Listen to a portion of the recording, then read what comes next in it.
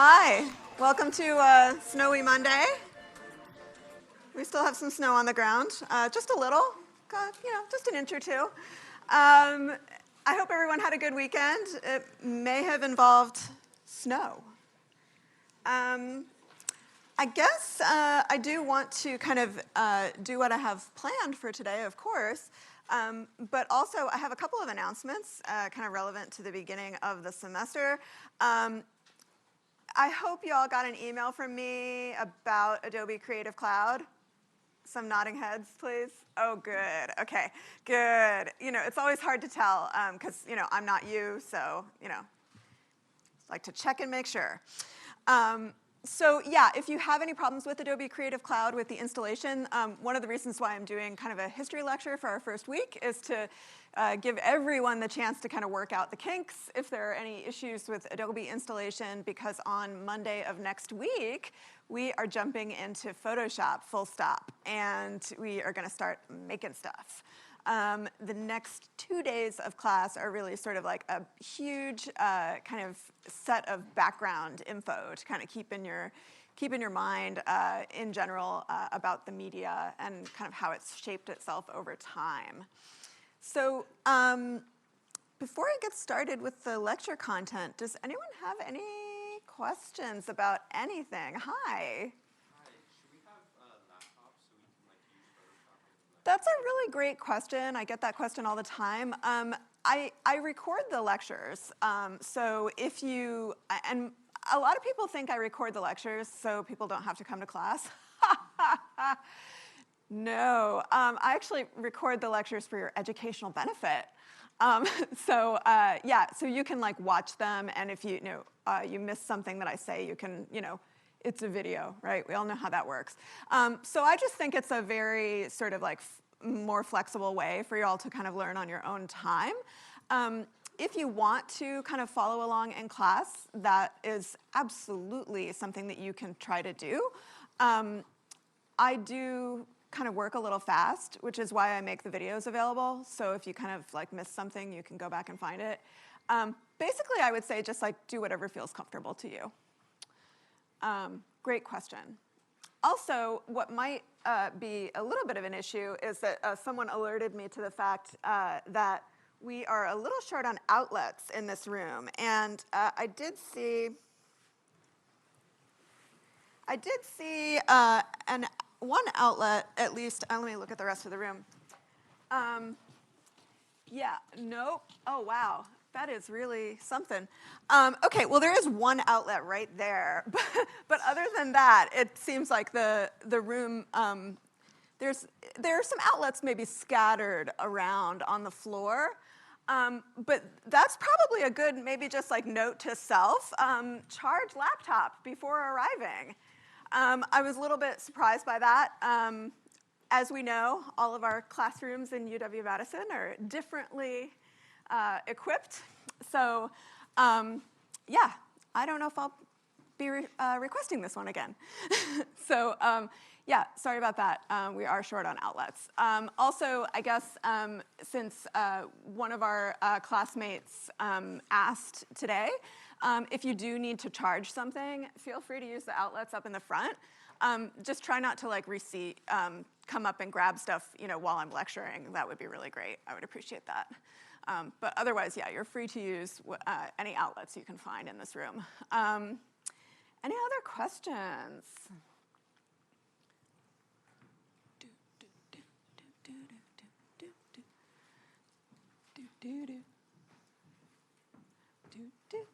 Hi. Any other questions? Last call to make sure we have enough time.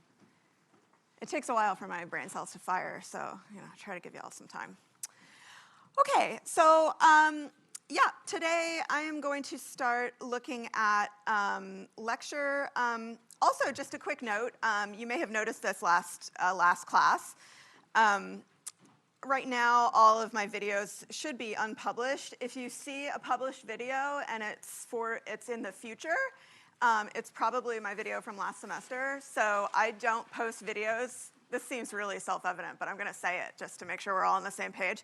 I don't post videos until after they happen.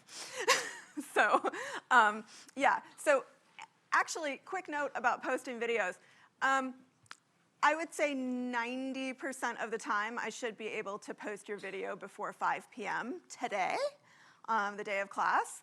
If I don't get a video posted in the evening, like if it's midnight or something, the night of lecture, and I haven't posted the video, that would be a great cue to maybe send me a quick reminder email. I think I had to do that 2 or 3 times last semester. Sometimes, I just have meetings or I have another class after this and I just get busy and distracted. So I will absolutely not take it personally if you send me a friendly reminder. Yeah, I should, at the very latest, should be able to get videos posted by noon the following day. So, any other questions? No questions? How did discussion go for all of you? Yeah? If you're in Natalie's section, make sure to collect those brownies. She makes really good vegan brownies. I don't even like vegan stuff, and they were, like, delicious. So, okay, so today we're going to talk about sort of the history of art and technology, and we're doing this for 2 reasons.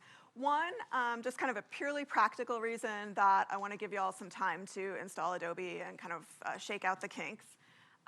2, and probably the more important reason, is that I really, I feel like you, I kind of consider myself, this is probably slightly self-congratulatory, I consider myself a young millennial, meaning I was born in 1979, so like I'm right on the edge, of Gen X, and I definitely don't feel like I'm in Gen X, but I don't maybe feel quite like I'm a millennial either.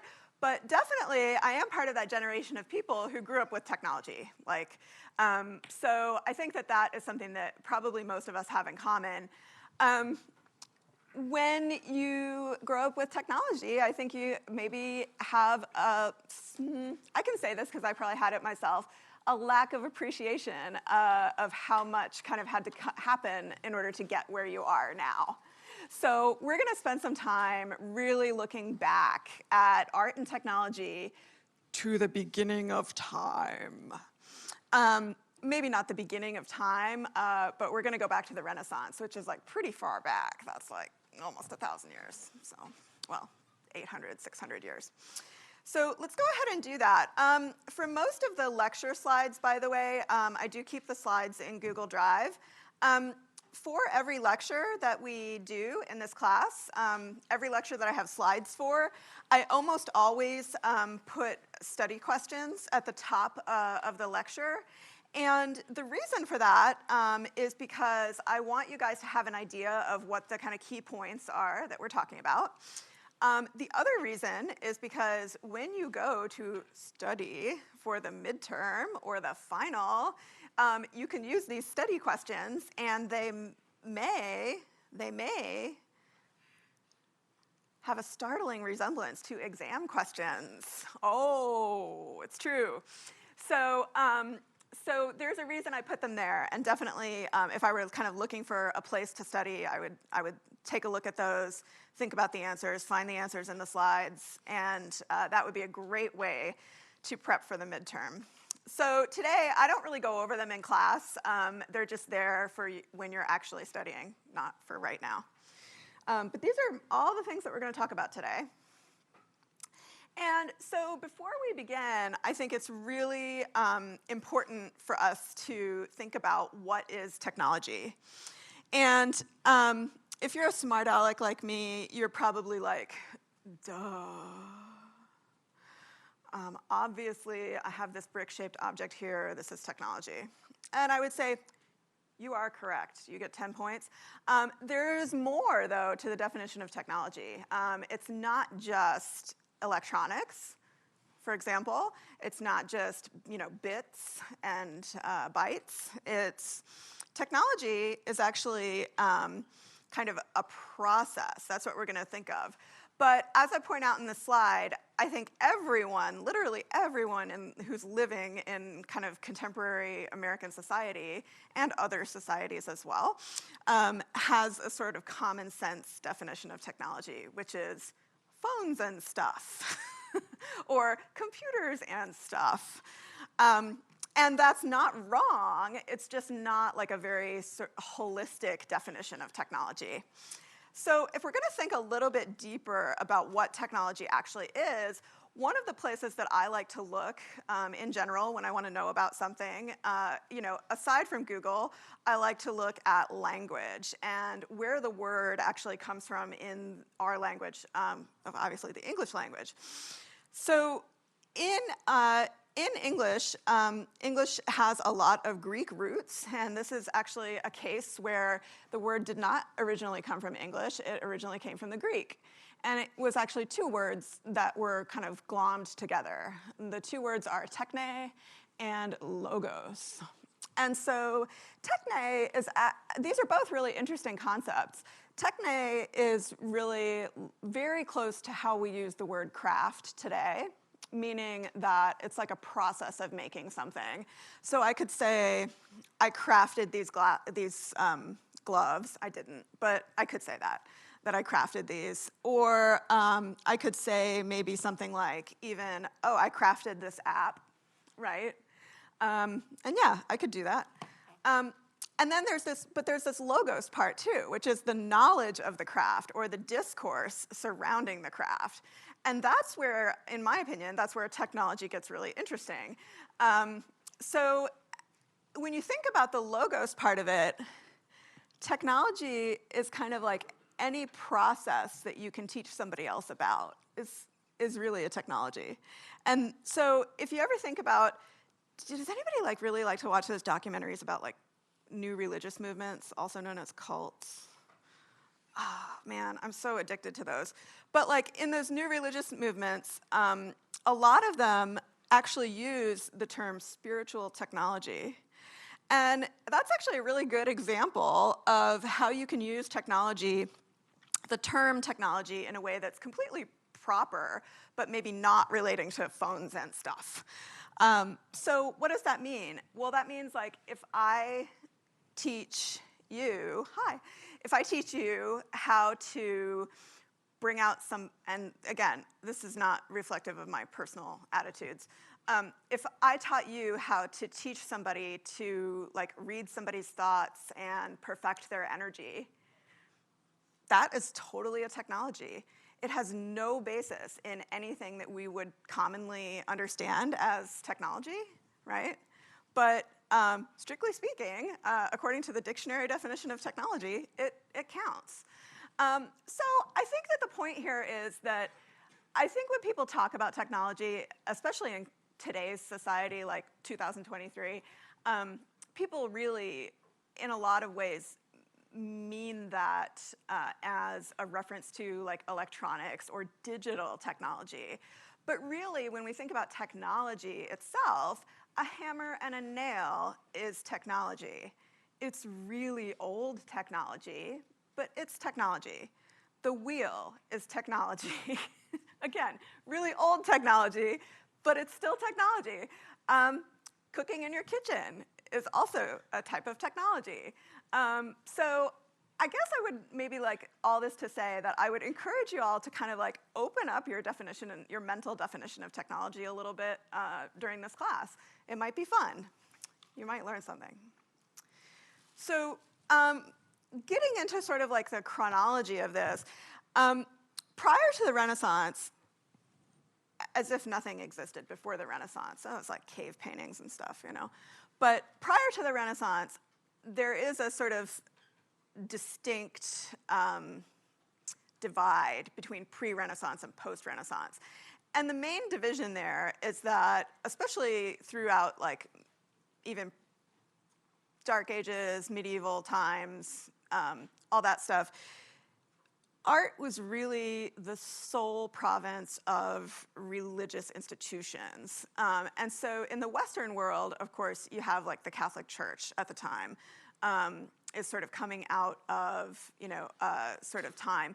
And if you look at other cultures, those cultures also had a sort of spiritual traditions that really sort of cemented art and art making as a tool to transmit religious and spiritual ideas to people. So both in maybe Chinese culture and in the Western culture in the Renaissance, and really within a couple hundred years of each other, both of these cultures started to develop what's called a merchant class. And during the Renaissance is when we start to see like early attempts at trading between global cultures, right?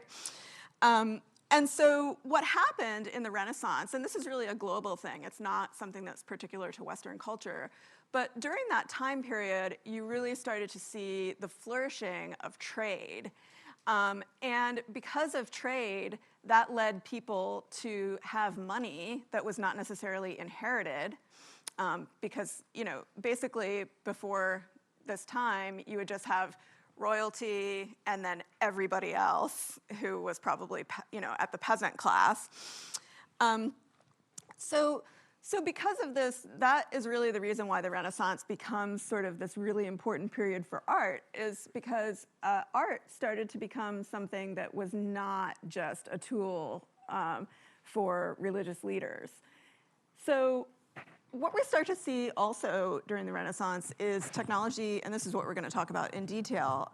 Technology, because of all this money and commerce, technology started developing at a kind of more accelerated rate than it had before. And so because of that, you start to see actually new forms and new materials for art. So we're going to talk about a couple of those. Some of the material advances are also like a direct result of trade routes between Western culture and Eastern culture. I'm thinking specifically even of like some of the cultures of the steppes in Eurasia, or what was called Eurasia at the time, is the color ultramarine blue. Did you know that the Western world, so-called Western world, had no idea that what ultramarine blue, that blue was even a color? If you look at any Western art before about maybe 1500, there is no blue. I'm totally not kidding. So how did they get blue? Well, they went over to what's now called Afghanistan, and they bought some. And then when they bought it, they were like, oh my God, this blue is awesome. Like, let's put it in all our paintings. And they did. So that's like a really clear example of how trade and economies sort of lead to technological development. Another big development in the Renaissance is that, particularly in medieval times when you have like paintings that are in churches, most of those paintings were actually painted physically on the wall. That's called a fresco. And frescoes are cool. I mean, you can look at them and you can appreciate them, like when you're hanging out, doing your church thing, and you're like, wow, that's great, I love it. And then you go home, and then you're like, I want to see that painting again. And it's like, okay, put your boots on, go back to church, look at the painting. So this is almost like, sorry, it's almost like so basic that it's like hard to think that it didn't once exist. But this sort of like development from frescoes was something called the portable canvas. So nobody ever thought to paint on a portable surface until about maybe 1500. And then it became a thing. And then some dude was like, oh my God, I'm going to take this painting, I'm going to take it to my living room, and I'm going to have other people come over to my house and see this painting. And then I'm going to go to my villa in the summer, and I'm going to make my summer friends look at this very same painting in 2 different places. Yeah, it was a big deal. So, I mean, yeah, it sounds like a little bit like, seriously, but really, it was a big deal. And the idea of painting on a portable canvas also did something else that was really important, that aside from just allowing people to like show paintings to their friends in multiple places at once, it allowed people to buy and sell paintings, which is perhaps even more important. So paintings went from being something that a pope or some religious leader actually commissioned to sit in a building. Paintings became this object that you could collect, and you could say, wow, I have like 3 of Titian's paintings, but I don't have any Raphael's. Maybe I'll sell you 2 Titians for 1 Raphael. And so it created another economy. And basically that idea of like the art economy does really start off in the Renaissance. So also, I mean, we talked a little bit about new materials, we talked a little bit about new sort of things. There also, during the Renaissance, was an explosion of new tools for the artist. And this was really like the start of using technology for art. So pre-Renaissance, I would be, and I'm kind of like making fun of this, just so you know, if I were like a pre-Renaissance artist, I would be like, oh, yeah, okay. Just eye and hand, right? And that's all that's happening. Post-Renaissance, I can use a glass grid that divides up my field of vision in a way that I can sort of look at each square, and it actually condenses to a flat surface what I see in my own mind when I look at stuff. So that's a huge tool. There's been kind of a discussion throughout history, and we're going to talk about this throughout the next 2 classes. There's been this discussion throughout history that artists, I don't personally believe this, but the old saw goes, artists are genius, and they translate the world through their mind and their eye and their hand. Maybe. I mean, some artists do that, but the idea that an artist would use a tool to somehow interfere with their, like, and again, don't believe this, but God-given talent, was quite stunning. And a lot of Renaissance artists, and this is the really funny part, a lot of Renaissance artists actually didn't tell anybody that they were using these tools, like say that 10 times fast. Glass grids and camera obscuras. We actually are finding now, through the discipline of art history and people doing really deep research, that many Renaissance artists used these tools, even though they were being attributed, or in other words, people thought that their work was just pure, like just using their hand and their eye and their genius. And so now we know that that's maybe not the case. But it did a couple things that kind of normalized the fact that it's okay to use tools.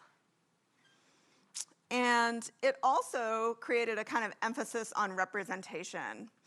So most art during this time was representational, meaning, as we can see in this image here, this artist is trying really, really hard to get what's on the page to look like what he sees, right?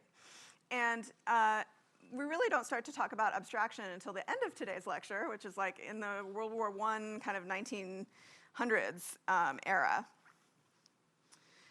So the camera obscura is another tool that artists began to use in the Renaissance, and it's definitely a type of technology. I mean, we can see this directly relating to photographic technology. A camera obscura is basically like a film camera without the film. Or even you could say it's actually just like your digital camera without a sensor. It's a hole in a big thing, like a piece of opaque paper or a wall, and you just poke a tiny little hole in it and you let the sun shine through, and that light projects the image upside down on the other side of the room. So if you're ever at like an art fair or something and there's a truck camera obscura, a lot of people today will make them out of trucks, like shipping trucks. And then you go inside the truck, you close the door, and then you look around and you're like, whoa, that's neat, cool. Yeah, that's basically what it is. And artists would just tape their paper or tape their surface, their canvas, and trace out what they saw. So it was a direct kind of one-to-one copy of reality. You can see that this particular camera obscura is really giant, and this dates from 1646. You can see in some other This image was also made using a camera obscura, but if you look at this artist, Johann Vermeer, he actually delivered a camera obscura that was about like this big and on a tripod. And he did that through using lenses to actually magnify the image quite a bit. Because if you do a one-to-one, that sort of simple camera obscura that I described, where you just poke a hole and let the light come through, it's going to be one-to-one. So I would see your head would look exactly the size of your head here, just for example. Where in a lot of cases, what artists actually really wanted was something that was heavily magnified, right? So they could have a smaller device. So that was a little technological advancement that led to a lot of paintings that were created in the 16, 17, 1800s that are so close to reality that there's no way that an artist ever could have done it sort of by eye. They're basically copied from a camera obscura. Now, it's funny, this all kind of came out within the last 20 years, that all of these artists were not necessarily as masterful as we once thought, that they, actually knew how to like Google stuff. This is, I think, in some ways like the technological equivalent of Googling something. They're using the tools that they have available at the time. And so does that make the work less valuable or less impressive? I don't think so. That's not really kind of where its value is in my estimation. So there's another major development in the Renaissance that we kind of have to talk about. And we sort of acknowledge that the way that we send and receive almost all information, like in today, that's digital, right? But before digitality kind of took over, which is, pretty much within our lifetimes, there was a period of a couple hundred years where print was sort of the thing that made ideas transmit to other people.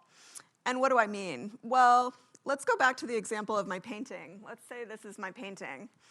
And let's say I have this painting, I'm over at my friend's house, and I'm like, hey, check out this painting.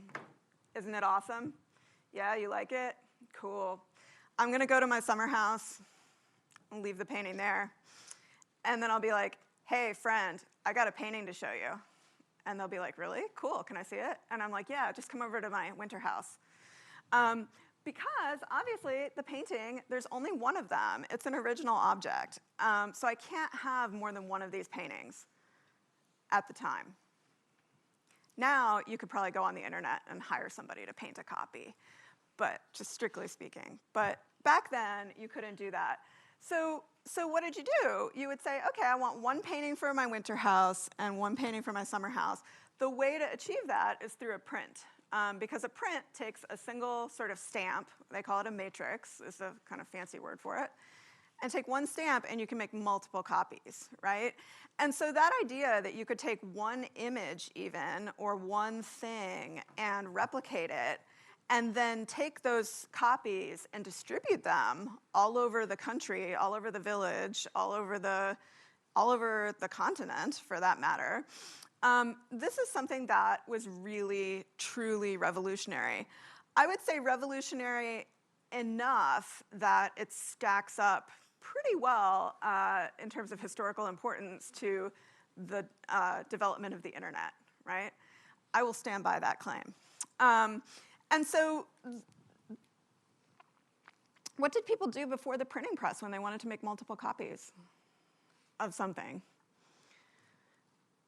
Well, they would definitely, first of all, you can't ever make a like a complete copy, right?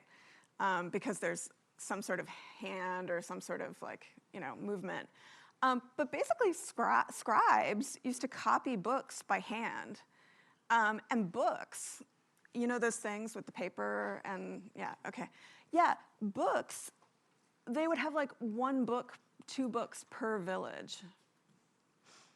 And you would have like like a shrine for your book, right? And it was usually the Bible. And so this idea of like being able to replicate and distribute knowledge, it doesn't just have the effect of, you can say, oh, it got knowledge out there, and that's a thing. True, that's good. But what happened because of that knowledge? And what happened because of that knowledge is actually like people's movements, right? So people started to organize and say, wow, you know, like, I don't want Queen Meg to be messing around with my stuff anymore. When I grow vegetables, I want to keep half of them for myself so I can eat. And I'm going to tell other people that they should keep their own vegetables to eat, and that Queen Meg is terrible. And so these types of conversations started to spread really all over the world. And then you start to get this sort of like continued blossoming of the working class, the merchant class, and this sort of eventual downfall of monarchies and royalty, right? Because when people sort of started to get smart, they lost a little patience with being peasants, as you do. So the printing press really can't be sort of like overestimated in terms of its importance. And there might be an exam question about that too. So there's also this other sort of phenomenon in the Renaissance, and this is just really kind of a reflection of the times. So as I said before, there's this kind of growing economy of people buying and selling stuff. And that's literally like everything from commodities like vegetables to, you know, weapons or textiles or those funny pointy headdresses. Yeah, basically everything can be bought and sold, right? So there becomes this new sort of employment avenue for artists where prior to, like, let's say medieval times, how do you become an artist? Well, the short answer, at least in the European world, is to become a monk. And as a monk, you know, you have your needs pretty much taken care of. You have this collective kind of living situation with your brothers, and you make work in that religious system that I alluded to before. So in the Renaissance, people really started to say, oh man, like, maybe I could like draw this picture and then sell it to this dude so he can buy this other thing, right? And so artists become actually part of the economy. And people start hiring artists to do work that might not even be art. So Leonardo da Vinci is a great example of that. He's constantly sort of foisted up as the Renaissance man, Renaissance person. And yeah, he does a lot of different things. But why does he do all those different things? So he can like prove his brilliance to the world? Maybe. But he really does them so he can make money. So basically, here he's, you know, making money doing surgical diagrams for people in Italy. He's also making money by designing weapons for the Doge of Venice. And so basically, he just kind of hired himself out to a bunch of different people. And he's sort of one of those people who I think, and this is a good quality, if somebody asks you if you can do something, maybe you can't really do it, but you're like, yeah, I can do that. Yeah, he was definitely like somebody who kind of like took a chance on himself and extended his skills beyond sort of the conventional realm of the artist, which at the time, the conventional realm of the artist was continuing to work for religious institutions or making what are called cabinet paintings, which are like those paintings that I was describing here. You have a painting that you want to show your friend. Yeah, those are called cabinet paintings, and they're sometimes like slightly erotic. They were very popular in the Renaissance. So a lot of really important stuff kind of happened in the Renaissance, but it still seems pretty far from kind of where we are today. Getting into the 17 and 1800s, we start to see some developments that might look a little bit more familiar or might give us some sort of link from wow, I used a wheel, to, wow, I made an app. There's a big distance there, right? So what starts to happen in this like 200-year period between 1700 and 1910 is something called, and I say this with air quotes, the age of Enlightenment. Were they enlightened? Maybe not. They tried. I'm sure they tried. So what do they mean by Enlightenment when you say the age of Enlightenment? Obviously, that's not sort of like a compliment to everyone who lived during that time, that they're all super smart and enlightened. It's actually more about the idea of a public good or a social good being kind of pushed. And so people came up with this idea that, wow, knowledge is awesome. Like, knowledge helped me build a better cart for my horse, and which helped me take more vegetables to the city, which helped me make more money, which helped me build a bigger house, which helped me, take care of my family. So knowledge is good. Now, what happens with knowledge? People start to get the idea that knowledge can actually be a social good unto itself. And that's really where the Age of Enlightenment kind of comes into being. That in the Age of Enlightenment, people started to popularize the idea of education to regular people.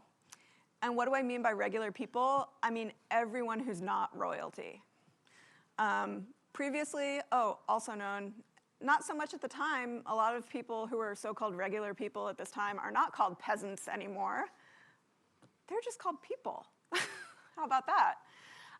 So there are some social and economic developments that are really kind of changing the role of what I would call regular people. So people start to make some pretty important inventions that presage the modern computer. So there are some mathematical developments in math and physics that set the stage for somebody inventing the computer a couple hundred years later. And then there's also this really important moment for arts, which is the birth of what's called the industrial arts movement. And so what do I mean by industrial arts? Well, I mean, previously, as I said, art was kind of in mostly painting, but engravings and printmaking are starting to be really popular. People are thinking, okay, art is like something that I buy, that I show to my friends. It's a commodity. It's like even a fashion thing, right? Or art is something that allows me to have some kind of spiritual experience or some sort of experience with the beyond. So what started to happen was that, kind of like what happened with Leonardo just a couple slides ago, somebody would say, hey, artist, like, do you need some money? And of course, artists were like, yeah, I need money. And so people started kind of commissioning artists and this idea of drafting to science and technology.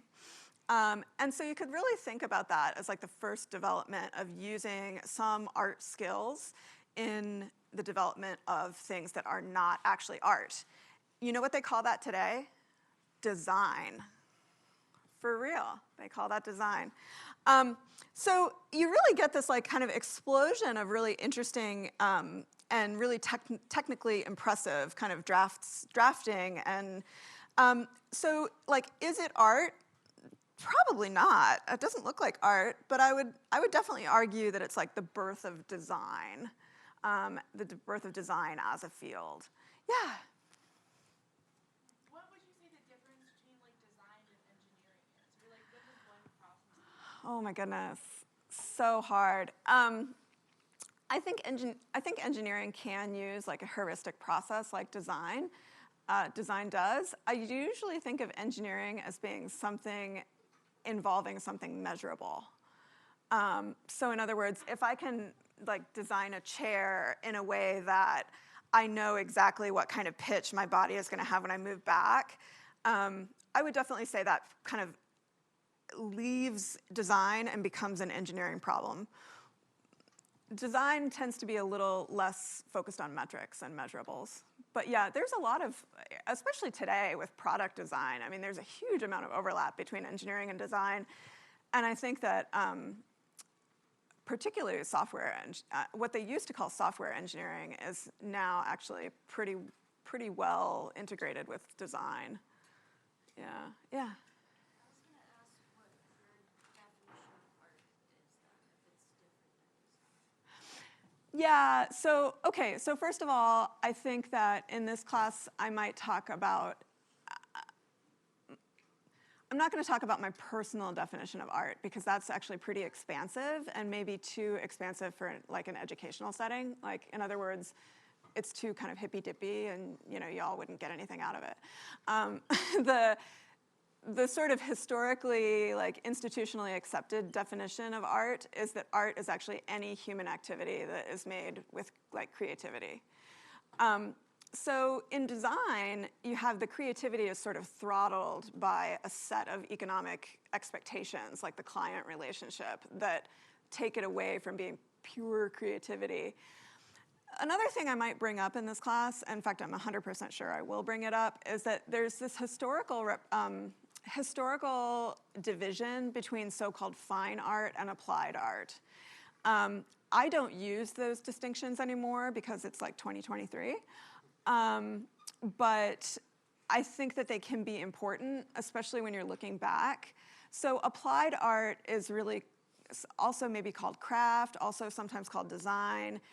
It's art that has a purpose other than being cool or communicating some piece of the unknown. That is sort of considered applied art. And then fine art is, and I hate to use these words, but I'm gonna, art for art's sake, right? That it's art without a purpose. I don't personally really maybe believe that art doesn't have a purpose because, like, you know, I just think that when we make art in today's culture, like, you have to stand up for yourself, and that in and of itself, like, is a purpose.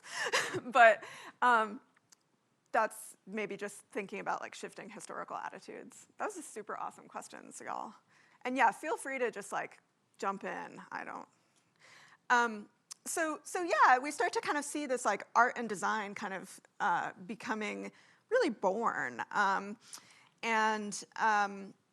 You may be asking yourself, well, didn't they do this in other cultures? Yeah, they did. In terms of art and design, I mean, I think that the sort of pre-1900, there actually was not a lot of information exchange between Western culture and Eastern cultures. Post-1900, there starts to be a lot of exchange. And if I didn't make this clear earlier, a lot of our best so-called innovations are actually the result of trade relationships with Eastern cultures. So, I mean, I think it is kind of important to think about this stuff happening in a global context, and that when you think about the idea of the global art world, the global art world, like, didn't really start happening until, like,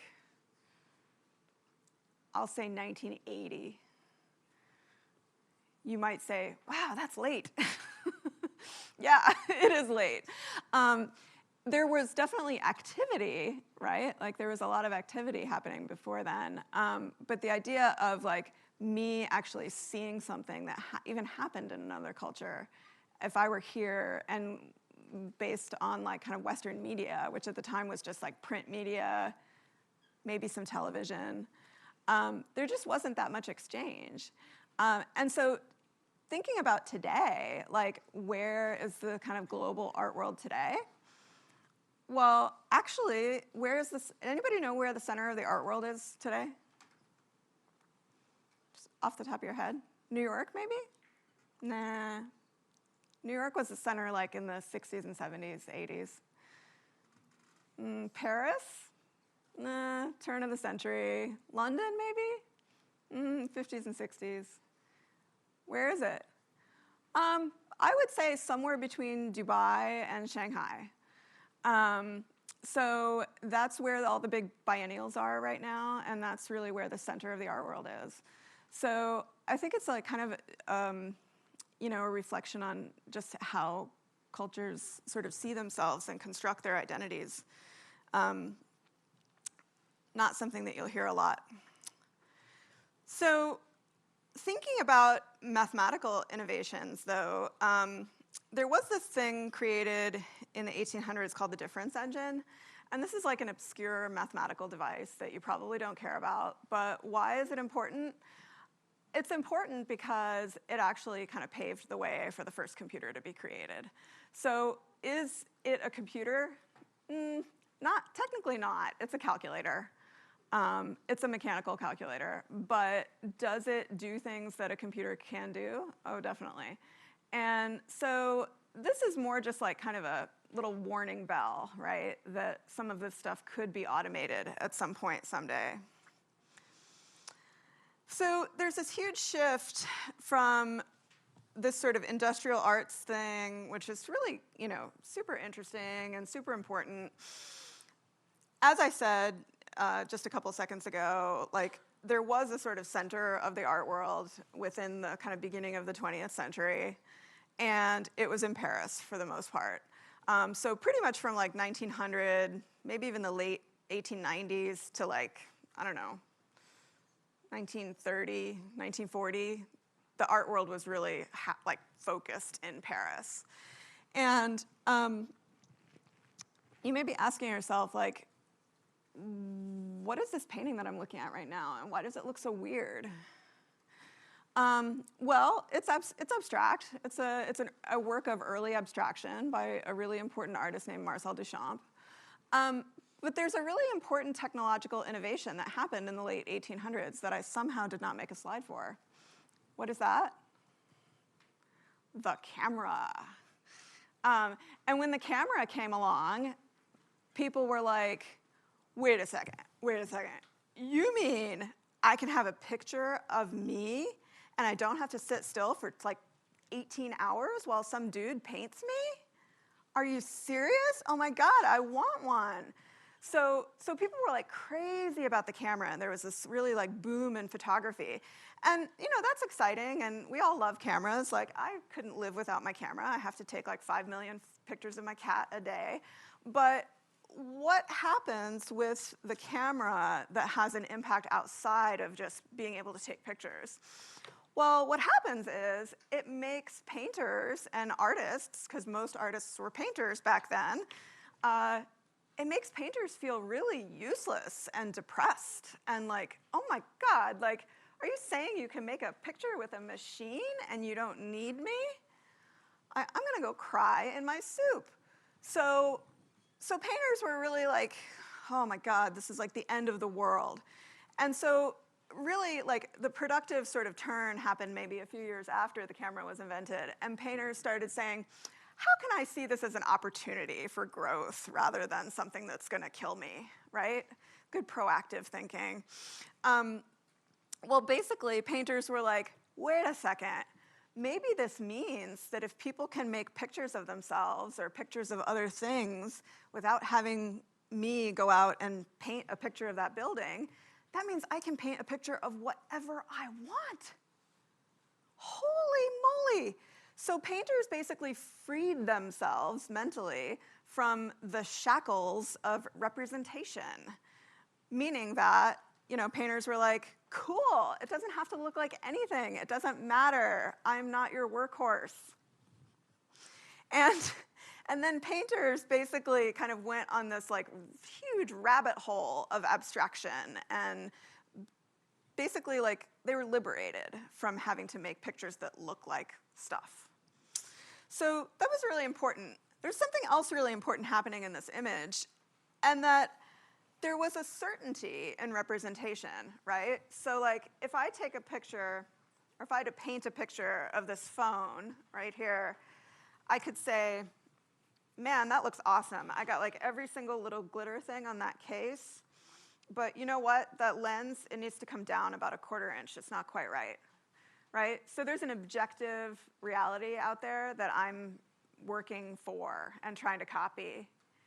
So what happens when painters don't have to do that? Well, they got really depressed, but also they basically sort of decided, like, I don't have to do any of that. And why do I even have a phone anyway? This might be going in a not so great direction. What do you mean? They're like, well, it's pointless. Nothing ever looks like anything anyway. Like, the representation is never perfect, so why try at all? And there was this sort of vein in painting in the 1900s where painters were really like trying to figure out, like, what is painting? Like at a philosophical level. So they're literally like turning themselves inside out, trying to figure out like why they're artists and what they're doing. Because what it means to be an artist with the advent of the camera had so fundamentally shifted. The other thing that was happening that made painters kind of self-reflexive and kind of maybe a little like, what's the word? Like self-hating a little, was the fact that the world was actually going through a thing. What's the thing that the world was going through in 1912 and 1915, 1918? World War I, yes, that's true. Yeah, World War I. So I don't know if y'all have heard about this, but like in World War I, like it was like the most awful war in terms of how people kind of came home. People were coming home with shell shock, what they now call post-traumatic stress disorder. People were dying. I mean, a lot of people died. And especially Paris being so close to, you know, the front, there was definitely this kind of moment. Hi, sorry about the clock. I'll wrap it up. Thank you. Yeah, there was definitely this moment where painters were like, everything is I don't want to end on this note. Everything is pointless. Why should I try? And so there was this really like kind of dark period in painting. But we'll move on from that. I'll pick up the last couple of slides next class, and we'll move on through history.